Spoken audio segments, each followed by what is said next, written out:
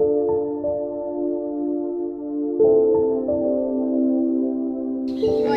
somos estudiantes de la Universidad de Córdoba del Departamento de Educación y Ciencias Humanas, más exactamente en el área de Literatura y Lengua Castellana. En el día de hoy vamos a hablarle de dos diseños curriculares, sobre Taba y Magenson. Mi grupo está conformado Ciro Raúl González Quintí, Estefanía Tavares, Yurani Zuluaga y mi persona, Caroline Pérez.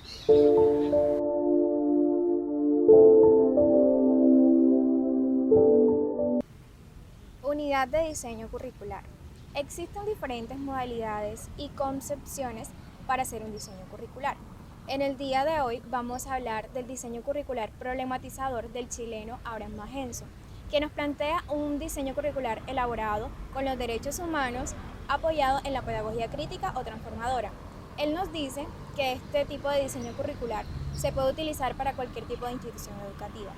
Esto tiene dos fundamentos. El primer fundamento son los derechos humanos. ¿En qué consiste?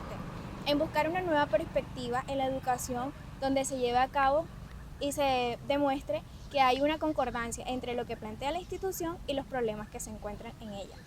Por otro lado, tenemos lo que sería el punto de partida de eso y son las necesidades que están en la institución. Es decir, buscar esas necesidades y luego de ellas hacer actividades y contenidos que se puedan hacer en un proceso educativo y que se lleve en toda la institución. ¿Qué quiere decir esto? Él plantea que el aprendizaje, la enseñanza, debe estar basado en el respeto a los derechos humanos. Magenson también nos plantea o nos dice cómo puede ver él la educación. Él dice que la educación para él es la reconstrucción social o proceso social. Dice que el estudiante o el hombre se puede formar positivamente teniendo en cuenta cuatro aspectos. El primero son las experiencias culturales que tiene el estudiante. El segundo aspecto son la interpretación de esos hechos culturales y cómo influyen dentro del aula. El tercer aspecto es la influencia que hay dentro de la cultura, dentro de la escuela y cómo se pueden hacer actividades que hagan que todos estos se entiendan. Y por cuarto aspecto tenemos la reflexividad o hecho crítico que nos hace hacer una reconstrucción nueva sobre todo lo que tenemos dentro del contexto. El diseño problematizador se desarrolla en tres momentos. El primer momento es la delimitación del problema. ¿En qué consiste? Consiste en ubicar en qué sitio o contexto se encuentra el problema, es decir, en el aula, en el contexto educativo o un proceso social o comunitario. El segundo aspecto de esta delimitación es buscar esos lazos conyoculturales que se dieron ahí para ver cómo afectaron dentro de la institución. Segundo momento tenemos la clasificación del problema. Este consiste en que después de ese estudio y después de esa ubicación del problema, nosotros jerarquicemos, ¿sí?, cómo están esos problemas y priorizar los que más pueden llegar a afectar dentro de la institución. Por última instancia, encontramos la determinación del lenguaje conceptual vinculado al problema. ¿Qué quiere decir esto? Que después de priorizar esos problemas que se llevan a cabo dentro de la institución o fuera de ella, qué conceptos pueden concordarse con ellos y de qué manera nosotros podemos colocar a fomentar al estudiante lo que es lo reflexivo, lo transformador y lo crítico. Momento de fijar las condiciones de aprendizaje. Es un momento de sensibilización frente al problema y se define la manera en que se hará la aproximación al objeto de investigación. Se dan las condiciones metodológicas y se diseñan los procedimientos operativos para acercarse a la problemática y cuestionarse de manera particular y social. Esto implica trabajar en el diseño de hipótesis y recolección de información para acercarnos a la problemática e ir aprendiendo de manera integral, sistemática y reflexiva la problemática y los múltiples factores que la determinan. El maestro debe generar situaciones de aprendizaje generales o específicas para despertar en sus estudiantes la motivación, la recolección de información, la formulación de hipótesis y la aclaración de racionalidades. Desde lo metodológico es posible llegar a este punto cuando se recurre a técnicas activas y participativas, como lo son los foros, las entrevistas, las observaciones, etcétera, propias de la investigación cualitativa, dando así un ambiente de aprendizaje democrático y participativo a los estudiantes para la construcción de un saber social. Momento de elaborar alternativas de solución. Una premisa fundamental exige como puesta en común los diferentes aspectos contradictorios encontrados en los diálogos establecidos por los grupos de trabajo. En esta parte se lleva a un nivel de sensibilidad o de comprensión ya que los profesores, la opinión, las posiciones de los maestros y los estudiantes están en igual de validez. El profesor como investigador social es capaz de liderar procesos y desde los elementos de planificación previos para aportar dialógicamente, es decir, en su calidad de orientador, planifica las posibles soluciones. Estas soluciones no parten de ser solamente prácticos, sino más bien actitudinales o cognitivas. De acuerdo con lo anterior, las soluciones se pueden dividir en tres categorías. Soluciones en la acción, soluciones actitudinales y soluciones en lo cognitivo. Las soluciones en la acción son aquellas que conducen a los estudiantes de forma activa y participativa y las relacionan directamente con el problema, creando soluciones reales. Las soluciones actitudinales son propias del proceso educativo y están concentradas en crear conciencia humanista. Es decir, reconocer que soy persona y que como yo hay otras que no piensan iguales y aceptarlas como son. Esta conciencia humanista se enfatiza en los procesos de identidad, de autoestima y reconocimiento del otro como diferente. La solución cognitiva. Esta es la más usada en las escuelas y es la que da un carácter reflexivo y crítico a los estudiantes porque les permite a ellos llegar y enfrentar los problemas y buscar una solución más efectiva. Momento de elaborar una red de planificación. Para organizar los elementos identificados en el diagnóstico realizado, es necesario que el maestro diseñe una red de planificación, valorando los recursos con los cuales cuenta y definiendo los tiempos para cada etapa. La red de planificación contiene los siguientes elementos.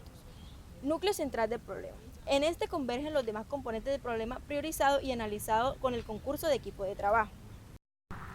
Alternativas para la solución o posibles fórmulas de atención al problema.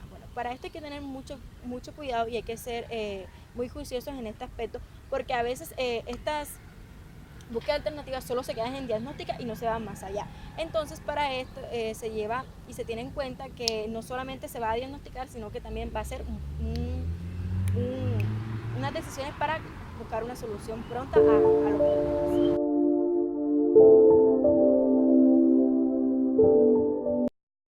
La teoría curricular de la doctora Hilda Taba está basada en su libro Curriculum Development, Theory and Practice, publicado en 1962 y es una continuación de los trabajos realizados por el doctor Ralph Taylor. En ella, la doctora Hilda Taba propone la necesidad de elaborar los programas escolares basados en una teoría curricular que se fundamente en las necesidades y las exigencias de la sociedad y la cultura, construyendo así una guía para determinar los objetivos educacionales, la selección de los contenidos y las actividades de aprendizaje que se van a realizar en ella.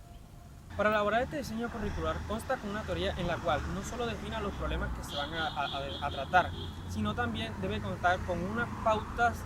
Elaborar un currículo no es tarea sencilla, pues en ella se encuentran e influyen muchas ciencias, como la psicología, la sociología y la antropología, o cualquier ciencia que se encargue de estudiar el ser. También el contenido debe implicar todo el amplio espectro del aprendizaje y la forma de cómo evaluar, qué evaluar y de qué manera, tanto individual o grupal. Para desarrollar este diseño curricular se tienen en cuenta unos fundamentos sociológicos y filosóficos, como son la estructura de la sociedad para desarrollar unas metas a lograr, la transmisión de la cultura, que no es más que transmitir saberes y valores ancestrales, la socialización del individuo, donde se pretende estudiar y crear un individuo que sea capaz de convivir y producir en sociedad, y la reestructuración de la sociedad como campo donde se desarrolla y se desenvuelve este ser. La educación como transmisora de la cultura. Diversos teóricos insisten en la función preservadora de la educación. Las tradiciones culturales tienen unos orígenes o raíces que permiten que se conformen las comunidades culturales o que dan paso a las comunidades culturales. Dichas raíces deben ser transmitidas de generación en generación y también hay unas verdades pasadas que deben ser transmitidas a las generaciones futuras para así conservar la cultura. Un ejemplo de esto, como se dio en el taller de la red del lenguaje hace unos días, en la mesa de interculturalidad, en la que una profesora palenquera presentaba el caso de la pérdida de identidad cultural. En este, los estudiantes se avergonzaban de su cultura y estaban desconociéndola prácticamente por completo. Entonces, a través de la educación, ¿cómo trabaja ella la preservación de la cultura? Les habla del contexto histórico, hacen una investigación sobre sus raíces, sobre su cultura, su medio, lo que los identifica, sus tradiciones. Y esto permite que los estudiantes construyan una, un ser más autóctono y sea una apropiación de su cultura. También entienden sus raíces, por ejemplo, en el caso de por qué ellos llevan trenzas y los tipos de peinados que se hacían, por qué se hacían esos peinados que se daban, porque era la forma de escapar de las haciendas, era un lenguaje interno que ellos tenían y todo esto. Entonces, el estudiante a través de la educación, de la investigación, aprende y entiende lo que es su cultura. Y es aquí donde Hilda Taba el énfasis de la función preservadora de la educación en la cultura. Principios para orientar la formulación de objetivos. La determinación de objetivos debe describir tanto el tipo de conducta como el contenido o el contexto al cual esa conducta se aplica. Los objetivos deben formularse de modo que establecen diferencias claras entre las experiencias de aprendizaje vital de la vida nacional y esencial para la formación del individuo. También es indispensable analizar las asignaturas que componen el programa escolar con el fin de decidir el tipo de claridad y comprensión intelectual que son apropiados para los estudiantes. Por otra parte, los objetivos están detallados bajo 4 categorías, que son los objetivos de autorrealización, las relaciones humanas, la eficiencia económica y la responsabilidad cívica. La propuesta curricular de Hilda Taba está basada en los objetivos de acuerdo al contexto en el que se encuentra el alumno. Asimismo, la finalidad del currículo es preparar a las personas que asisten a instituciones educativas para participar como miembros activos dentro de la comunidad cultural a la cual pertenecen. A nosotros, como futuros pedagogos, nos servirá esta propuesta para desarrollar el tipo de currículo de los tantos que existen de acuerdo al contexto en el cual estaremos laborando. 2, 3. En definitiva, la función primordial de la educación es establecer o fomentar el desarrollo del pensamiento creativo y solucionador de problemas, o seguir las líneas de pensamiento clásico o de desarrollo de pensamiento tradicional.